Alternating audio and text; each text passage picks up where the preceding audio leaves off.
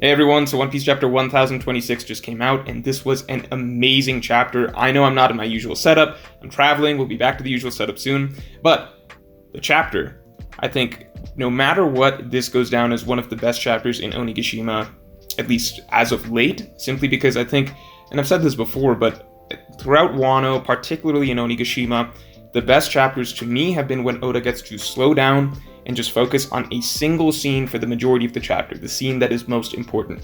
And yeah, we get some cutaways to other things that are going on, getting other characters' reactions, kind of setting up for the next event, Onigashima itself approaching the Flower Capital. But the majority of the chapter was focused on what's going on in the rooftop, and Momonosuke and Luffy's interactions with Kaido. Those were the three characters that were really the stars of the show. Now, obviously, Nekomamushi and Inuarashi, they got theirs in this chapter. We'll talk about them as well, because I think the way that Oda used what's going on the roof to tie into how their fights conclude was brilliant, especially the way that he orchestrated both those events happening simultaneously. I'll talk about that at the end of this review. But for the moment, let's just start from the beginning, right? So, Onigashima is finally approaching the Flower Capital, right? Finally approaching the Flower Capital. I was wondering when we would get to that point, because we are all expecting sort of a moment where Momonosuke will be able to hold up Onigashima and prevent it from falling on the Flower Capital. And I think a lot of, just generally the idea of like, when is Wano itself going to conclude? Again, in my opinion, a couple acts down the line. I guess at the very least, we can all somewhat agree that there is an act end approaching, right? So we're still waiting on the end of Act 3. As far as we all know, it's a 5-act story. Samurai plays traditionally 5-act stories. So Act 3 at the very least, however it ends, is most likely going to come to a close very soon. And I do imagine that it'll coincide some point with Onigashima being at least above the Flower Capital, right? Because that'll be a moment where we get to kind of get to, I guess, really the final stage of impending doom. Like the doomsday clock is at midnight or whatever, when the island itself is hovering above all of the citizens of Wano. That's when Momonosuke would have to step in, stop it from falling, things like that. So good to see that we get a little scene of Onigashima kind of confirm that it's approaching the Flower Capital and it's in sight. And I like that Oda cut in again to see how Tenguyama is feeling about the current situation, what he's thinking about. Just a good little way to check in on that character, who still seems like he's going to be important, while also getting a chance to remind us that the Flower Capital is approaching. He's thinking about Otama. I guess we needed a little bit of insight into how he feels about, does he know that, or like, does he know that Otama might be dead at the moment? Like, how aware is he of everything that's going on right now? But I don't know how much that matters, right? So let's see. We know that at least Otoko and Otama are both important characters, for some reason or whatever, tied to Tenguyama. Moving on from that. Within the context of Luffy and Momonosuke versus Kaido, I like that the chapter began with Momonosuke and Kaido getting their moment. I like that Oda is really playing up the idea that there's two dragons. I think he really likes the visual imagery of this. When the One Piece colored manga comes out for this, I guess the anime as well, but once the One Piece colored manga comes out for this, I think these panels on the roof in this chapter are going to look really, really cool. Just seeing the pink dragon and the blue dragon just circling each other. Momonosuke himself, I think a lot of us have been wondering how much of a physical fighting role, like how competent is he going to be? So, issue obviously being that Momonosuke still has the mind and spirit of himself as a child. It's not like he suddenly gained 20 years maturity and is, a hardened, seasoned warrior, right? But he does now have the capabilities of, actually inflicting serious damage against even a Yonko, which I don't know how many of us would have expected, but it's interesting the way Oda had him do it, which is maintaining dragon form and just having dragon on dragon violence. I think that I thought that if we saw Momonosuke versus Kaido, I did think, okay, maybe we'll get, him breathing fire, maybe we'll get him turning into human form. For some reason, I didn't expect him to bite Kaido, but it's interesting and it kind of makes sense. I like the way Oda chose to do it because it's the most basic sort of attack you could expect, right? So it's not as though Momonosuke is pulling off some sort of advanced move. It's not like Oda suddenly having him be like a really, really capable fighter. It's more so just basically he has this physical strength and physical capability of a dragon, and it comes down to whether he internally can bring himself to at least try and use it. And I like that that's what the majority of the first half of the chapter revolved around, right? So it's not like Momonosuke suddenly got like a crazy power up in the sense that he's able to do everything that Kaido can do combat-wise, but the basic capability of, like, if there's the strength of will inside Momonosuke to actually try and hurt Kaido, he is capable of doing it with even just something as basic as biting Kaido with the force of, like, a giant grown-ass dragon. So I like the way that Oda did that. I like having Oda walk through, you know, Momonosuke's past history with Kaido, how Kaido has viewed Momonosuke's past quotes about how, you know, even just other characters remembering, like, oh, if only Momonosuke wishing that he could just be bigger, if only he could be a giant dragon like Kaido. So I like all of that just playing into this moment where, you know, Momonosuke is doing everything. He's flying, he's a giant dragon like Kaido. He hasn't exactly gotten over all of his fears. I think he's still afraid of flight, but he's overcoming them in the moment to at least be able to, you know, as Luffy says, if you can damage one of the 4 Emperors of the Sea, then, like, what are you still scared of? So I hope that this is a strong shift towards a new Momonosuke that we might see soon. I think it's good that we got, assuming Momonosuke is going to be holding up the Flower Capital, I think it's very good that we got this moment first, because it's kind of a huge leap from, 1, Momonosuke being confident enough that, like, okay, let me be an adult and try and do something, to 2, Momonosuke getting over his fear of flight, kinda, not exactly, but, like, starting to get over his fear of flight a little bit and, like, flying towards the Flower Capital to actually face Kaido. 3, actually trying to fight against Kaido, who clearly has a severe sort of mental, what's the word for it? He represents a severe sort of mental and psychological emotional trauma for Momonosuke, so at least getting over that slightly.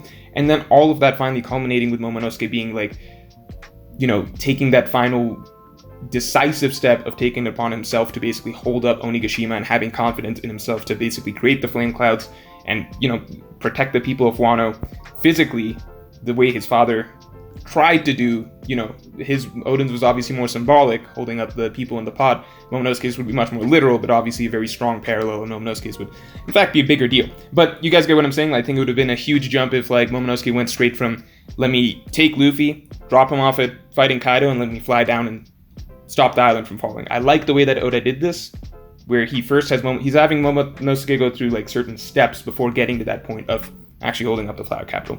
So, like everything on Momonosuke's end, I still think the panel of Momonosuke actually biting Kaido is kind of funny, but I like it still makes sense to me why Oda went the route he did. I think it's better than just having Momo, like, turn into a human and, like, start slashing at Kaido, or, like, shooting, you know, Borobretz at Kaido or something like that, the way Kaido is able to do to him. By the way, so the meme, of course, of Kaido in his dragon form, and how that's clearly his least effective fighting form by far, consistent, like, I think everybody's gotten their hits in against Kaido in dragon form, and I think you very rarely see Kaido dodge attacks in his dragon form. I think even going back to Act 1, Luffy could hit Kaido in dragon form pretty easily. Like, when we saw the panels right here of, like, Luffy, you know, him like charging up to hit Kaido with his first attack, it was several panels of build-up, and Kaido saw it coming, but I think we all knew in our heads that, well, Kaido's in dragon form, he's definitely just gonna get hit by this, and he did. So I thought that was funny. I think it's gonna be very interesting to see how the fight progresses, because Luffy himself, I think we were imagining a team up of Luffy, Yamato, and Momonosuke, but Luffy himself just seems to be there. Like, it seems like he can just take on Kaido head on, right? Yamato obviously is strong enough that she would be a very strong factor in the fight on Luffy's side if she were to assist. Momonosuke, it seems like, I think that biting is the best that he can do at the moment, and with Onigashima about to reach the Flower Capital, I think this was the time that Oda got Momonosuke's moment in against Kaido, at least for the time being. Momonosuke might be going back under to stop Onigashima from falling. But at the very least, if we're talking specifically about Luffy versus Kaido, there's things that I definitely liked about this chapter a lot, and then things that I didn't love quite as much, but it depends on how the direction Oda goes with it. So, Luffy coming back, very confident, very strong, very, like, just very on par with Kaido in every sense of the word, right? It no longer feels as though, to me, as though, you know, Luffy's, I don't know, getting lucky, or it's because it's in the context of a group fight or anything like that. Just the fact that he split the sky with Kaido, that alone feels as though Luffy is now essentially in some way, and in base form. Kaido is in hybrid form, Luffy is in base form. That, at least to me, feels like in some way Luffy has hit a level where he's very, very much competent, or like very, very much comparable to Kaido. And I think a lot of it is on us as the readers kind of the hesitancy to so quickly put Luffy, like, a lot of us still probably don't feel just right putting Luffy on that level, but the splitting of the sky is at least a very symbolic, visual statement by Oda that you should start seeing Luffy in a certain light, Whether or not he's actually going to be able to beat Kaido here, whether or not he can actually, beat admirals, beat other Yonko consistently or whatever, we don't know, but I think this chapter, was definitively Oda kind of saying, like, you should at least start looking at the possibility or the plausibility of Luffy being able to do certain things that would have been unthinkable 80 chapters ago, right? So, I really, really love the splitting of the sky. I really, really loved, in general, I think, the final 3 pages of this chapter. The final 3 pages of this chapter, not just because of the way that Luffy addressed Kaido, the confidence behind it, the reactions and everything like that, but look, One Piece, especially throughout Wano and especially throughout Onigashima, it gets a lot of flack for paneling. And, you see a lot of discourse on Twitter. I don't know if you guys see on Twitter, but probably on YouTube, probably on Reddit and stuff. There's a lot of back and forth on paneling, like, One Piece's paneling is messy, it's ugly and stuff like that. And sometimes I'm like, okay, that just feels a little over... Yeah, sure, Oda's trying to cram in a lot. It feels like a little overblown the way you guys are phrasing it. I don't think it's bad at paneling. I think sometimes it's good. But then these last 3 pages reminded me that, wait a sec, like... I don't know how to say it, but the people who say One Piece's paneling is bad might be onto something, because the last 3 pages had absolutely beautiful paneling, and they stood out very, very visually distinctly from what the paneling is normally like, or what it was in prior chapters, or what it was even earlier in this chapter. The last 3 pages, the symmetry, the choice of shots that Oda's using, just the flow of those pages and the structure of those pages just feels so tight and so ordered. I don't know, I feel like you could take each of those last 3 pages and just put them on a wall, and it feels like a amazing, like, just poster after poster shot. So, I don't know, the paneling of those last 3 pages felt powerful. And, it has to be said that when the paneling of your page is tight, yeah, Oda was fitting in a lot of information across those pages, but when the paneling is so clean and structured and symmetrical, and, just strong individual visual shots being chosen, very few messy shots, all basically strong close-ups or strong action images, I feel like when it's structured like that, it does add an added sense of power to your pages that maybe was missing from some earlier chapters when Oda is just jumping around from place to place with, like, trying to fit in as much into a page as possible. So, something to be said. It's funny, but, like, this chapter, which had the amazing paneling, made me think back to people who are saying that, like, One Piece's paneling has been bad for a bit. I'm like, okay, so maybe that does have some merit, because, like, I don't think the paneling before ruined chapters, but it is definitely true that when the paneling is like it is in the last 3 pages, those pages feel a lot more impactful and a lot more powerful. So there's an extra sense of, artistry or flow to the chapter that you get out of the strong, orderly panel structure. So I don't know why I talked so long about that, but to me, it was just so striking. It stood out so much, and it's part of why those last few pages were so strong. Like, the panels of Inuarashi and Nekomamushi getting their Sulong forms back, and the flow of the page with the sky splitting on one end, and on the other end, the split between those 2 characters facing their 2 opponents and both getting their Sulong forms back. I just thought that was beautiful.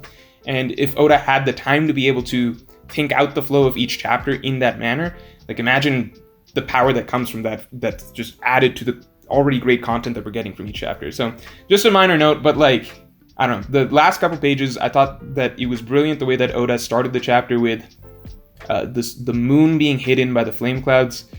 The one thing I'll add is that, like, well, let me finish this thought, right? Moon being hidden by the flame clouds that the dragons are, or by the clouds that dragons are bringing, but then Oda planning that, well, Luffy's going to split the sky this chapter, right? And the residual effects of that are going to resolve some of the issues that some of the fighters below are having.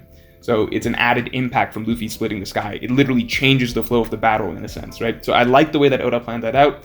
The one thing I would add is basically this was a minor issue that, we had before. It's similar to Otama giving the order for the Kibidangos.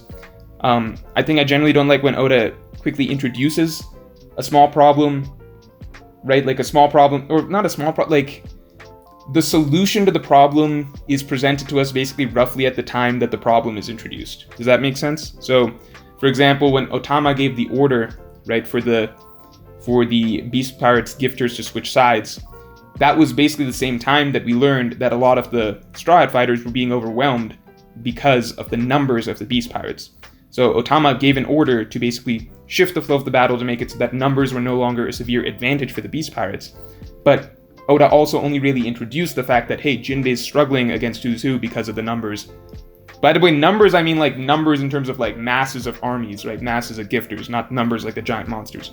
Hopefully you get what I'm saying.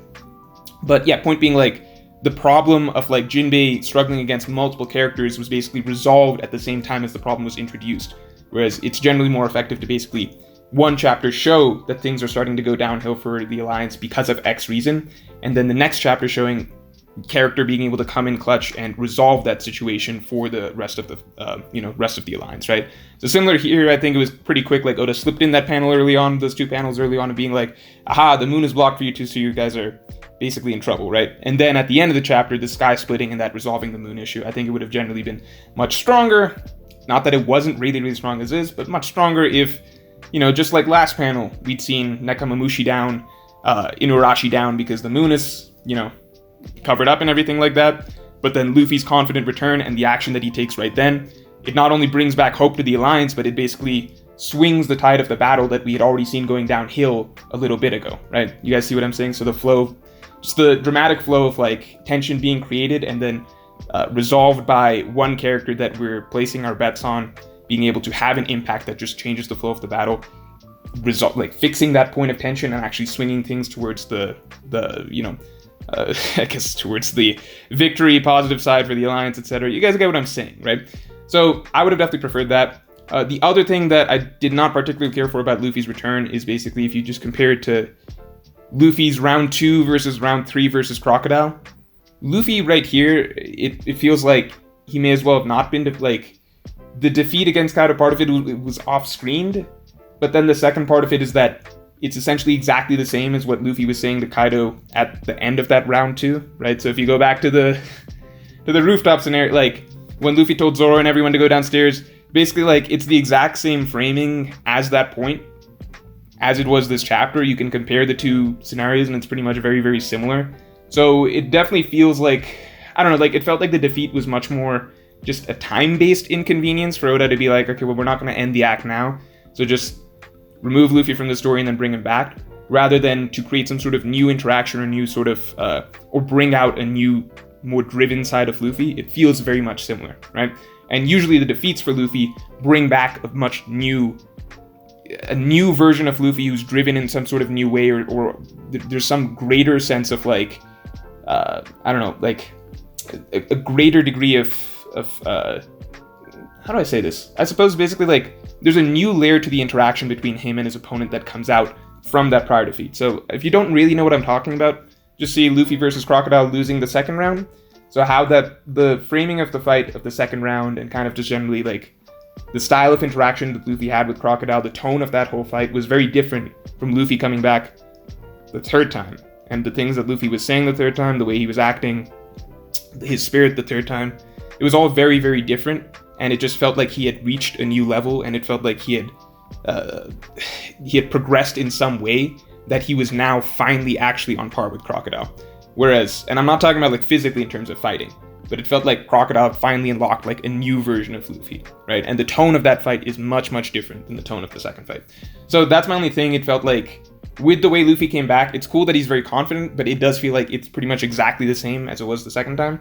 Which does give me confidence that Luffy's not going to win again right here, because there's no difference. It's not as though that defeat essentially could have just not happened and it wouldn't have changed anything aside from time inconvenience for the story. Just basically taking Luffy out of the fight for a bit and then bringing him back in. But I'm going to save my thoughts till, the fact is it seems like Perospero and Jack are defeated, which is not what I expected because it came out in a text box rather than Bao Huang announcing it, which is a huge difference from the Tobiropo, which I have to acknowledge.